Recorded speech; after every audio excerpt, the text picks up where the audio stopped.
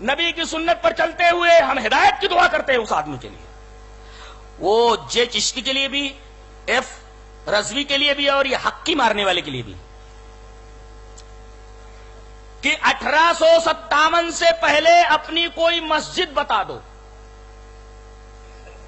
1857 سے پہلے اہل حدیثوں تم اپنی مسجد بتا دو۔ آؤ مسجد بتاتا ہوں، اور وہاں گیا بھی ہوں میں۔ دیکھو یہ مسجد کہاں ہے؟ یہ گجرات میں سمی کے اندر ہے۔ سمی کدھر ہے؟ آپ یہاں سے احمد آباد جائیے، اور احمد آباد سے تقریباً 145 کلومیٹر پر 180 تقریباً، جی وہیں کے سمی کا ہو نا جی، یہ سمی کے ساتھ بھی بیٹھے ہوئے ہیں یہاں، یہ سمی، ارے وہیں کے، میں گیا ہوں کہ نہیں وہاں؟ گیا ہے نا، میں گیا ہوں، بہت محبت کرتے لوگ ہیں، اور اکثر وہاں کے سید لوگ ہیں جی۔ آپ بھی یہاں سید ہیں، قاضی ہیں آپ، اور اسی سے ہے کچھ ربط آپ کا جی۔ تو وہاں اکثر لوگ سید ہیں۔ سید کیوں؟ اس لیے کہ نبی کے خاندان کا، ان کا شجرہ حضرت ابو طالب تک پہنچتا ہے جی، محمد صلی اللہ علیہ وسلم سے آگے چل کر کے ابو طالب تک ان کا شجرہ مل جاتا ہے، لوگ وہاں موجود ہیں جی۔ یہ مسجد جو گجرات میں 180 کلومیٹر احمد آباد سے واقع خوبصورت گاؤں ہے، یہ مسجد 860 ہجری کے اندر بنائی گئی ہے۔ کب بنائی گئی ہے؟ 860 ہجری کے اندر یہ بنائی گئی ہے۔ اس کے بنانے والے کا نام لکھا ہوا ہے ملک محمود، ملک محمود۔ اچھا، اس کے بعد آگے چل کر کے یہ کچھ ٹوٹ پھوٹ گئی، تو 1221 ہجری کے اندر اس کو ریپیئر کیا گیا۔ بنانے والا کون؟ ملک محمود۔ ریپیئر کرنے والا کون؟ بسم اللہ صدر خان۔ اور وہ پوری کی پوری مسجد پتھروں سے بنی ہوئی ہے، ایک عجیب و غریب قسم کی ہے، پرانی طرز تعمیر کی ہے، 807 ہجری کے اندر بنائی گئی ہے۔ اچھا، عربی میں بھی عبارت موجود ہے اور فارسی میں بھی عبارت موجود ہے۔ تاریخ 807 ہجری۔ چلیے اپنے اصل باپ کے ہو تو بتا دو، بتا تو دیا۔ اب دوسری مسجد 300 سال پرانی، تقریباً 11 ہجری کے اندر یہ بنائی گئی۔ کہاں ہے؟ مسجد اہل حدیث ہرے ہار، ہرے ہار، HEREHIREHAR، ہرے، HERAE، ہرے، اور HAR، ہار، ہرے ہار۔ مسجد اہل حدیث ہرے ہار، اوبلام پورا مائنس، یہ بلاری کے قریب ہے۔ اور بلاری کے بارے میں آپ جانتے ہیں، میرے بہت سارے پروگرام وہاں ہوئے الحمدللہ، کرناٹکا میں ہے، اور مائنس کی کان ہے پورے کے پورے لوہے کی، مائنس ہے پوری۔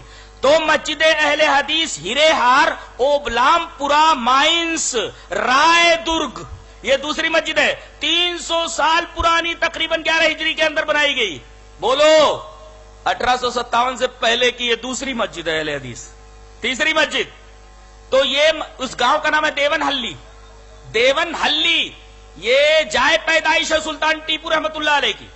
دیون ہلی یہ مسجد بنائی گئی ہے 1830 کے اندر، یہ 1857 سے پہلے۔ یہاں تو معاملہ یہ ہے کہ 12ویں پہلے ہوتی ہے، 11ویں بعد میں ہوتی ہے، کاؤنٹ ڈاؤن ہے یہاں،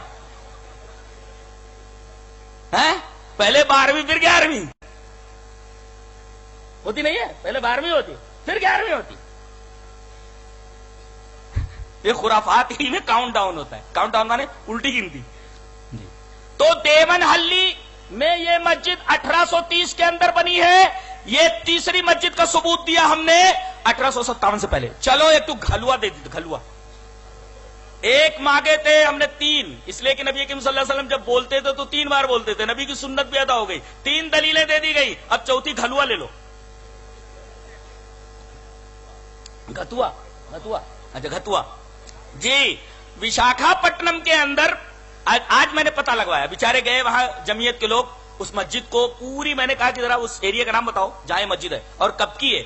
بتایا انہوں نے کہ 1261 کی ہے، 1844 میں بنائی گئی، حاجی ابو سرنگ ماسک فورٹ کے ایریے میں۔ فورٹ کے ایریے میں اس مسجد کا نام ہے حاجی ابو سرنگ ماسک، یہ بنائی گئی ہے 1261 ہجری میں، جو ایکول ہے 1844 کے اندر۔ 1844 کے اکول ہے یہ، سمجھ میں آیا؟ تو یہ 4 مسجدوں کا تذکرہ میں نے کر دیا، اور اب ایک تحقیقی جواب جو قرآن کا جواب ہے۔ ایک بات یاد رکھو کہ حق ہمیشہ قلت کے اندر ہوتا ہے، کثرت میں نہیں۔ ایک بکٹ دودھ رکھا ہوا ہے، جب اسے گھونٹا جائے تو تھوڑا سا گھی نکلتا ہے، اور دودھ کا جزو اعظم گھی ہوتا ہے۔ اگر گھی نکال لیا جائے تو ایک بکٹ دودھ کا کوئی مطلب ہی نہیں ہے، گھی جو ہوتا ہے کمیاب ہوتا ہے۔ ایک بکٹ دودھ سے تھوڑا سا گھی نکلتا ہے اور وہی دودھ کا جزو اعظم ہوتا ہے۔ پتھر تو ہر جگہ پائے جاتے ہیں لیکن لال مشکل سے ہاتھ آتا ہے۔ سعدی رحمت اللہ علیہ نے کہا، آپ گینا ہما جایا بھی اذب بے محلست، لال دشوار بدست ہے دزانست عزیز۔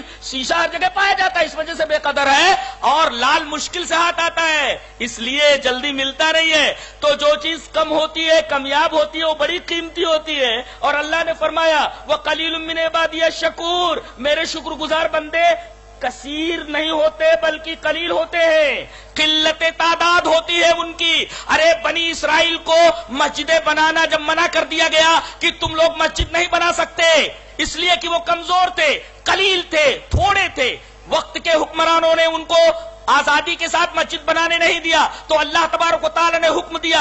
آیت کریمہ موجود ہے سورہ یونس کی، وَجَعَلُوا بُيُوتَكُمْ قِبْلَةً، تم اپنے گھروں کو مسجد بنا لو۔ لہذا اگر اہل حدیث کہیں رہے ہوں، بیچارے طاقت نہ رہی وہ مسجد بنانے کی، یا حکمرانوں نے انہیں مسجد نہ بنانے دی ہو، تو اللہ کے حکم سے وَجَعَلُوا بُيُوتَكُمْ قِبْلَةً، اپنے گھروں کو مسجد بنا لو، اپنے گھروں میں نماز پڑھتے رہے۔ کیا نماز پڑھنے کے لیے ہر وقت ہر جگہ مسجد ہی ضروری ہوتی ہے؟ قطعاً نہیں۔